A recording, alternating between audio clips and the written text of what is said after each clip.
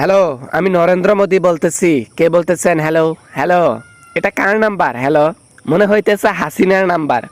কথা বলো না ও সখী, কথা বলো না প্লিজ, কথা বলো প্লিজ। হ্যালো, আরে আমি জানি এটা তুমি, কথা বলো।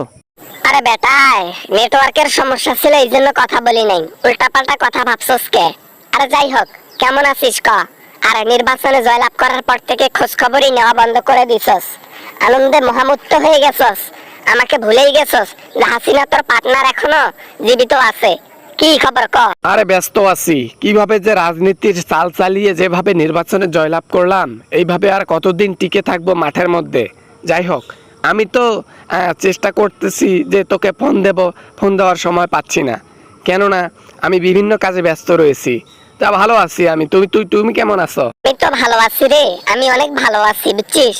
যাই হোক, তোমার কথা মনে পড়লো এই জন্য যে আমাদের এখানে বৃষ্টি একটু বেশি হইতেছে, তো পেঁয়াজ মরিচ লাগছিল। তো কবে ট্রাক পাঠাবা? ক্ষমতায় তো আসলা, এখন একটু বেশি বেশি পাঠাইও বুঝছো। আর আমার কাছে যা লাগে তা নিও রাতারাতি। রাতারাতি তো নিব সবকিছু, সাথে তোমাকে আচ্ছা যাই হোক, ওটা পরে হবে, ঠিক আছে। হ্যাঁ হ্যাঁ, দিব তো, মরিচ পেঁয়াজ সবকিছু দেবো, মাত্র ক্ষমতায় এসেছি। দিব দিব, অবশ্যই দিব।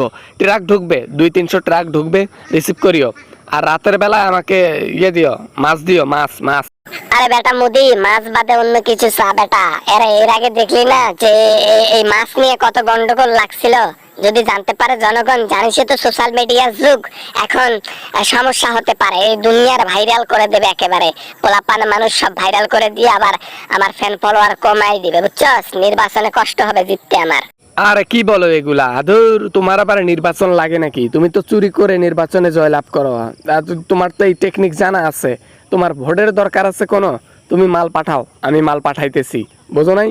তাড়াতাড়ি তাড়াতাড়ি। আমার ইলিশ মাছ, বাংলাদেশি ইলিশ মাছ, পদ্মার ইলিশ মাছ খাইতে খুব মন চাইতেছে, বুঝছো?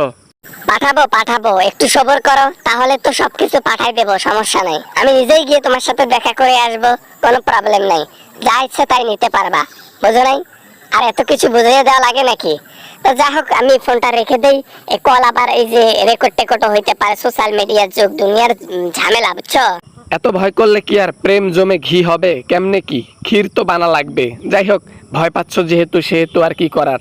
তা ঠিক আছে, ফোন রাখি দিলাম। আমার আবার বাথরুমে চাপ দিছে, একটু বাথরুমে যাই, গিয়ে একটু রিল্যাক্স হয়ে আসি। ঠিক আছে হাসিনা, পরে তোমাকে আমি ফোন করবো, হ্যাঁ? একটু অন্য লেভেলের কথা আছে, পরে বলবো সেটা।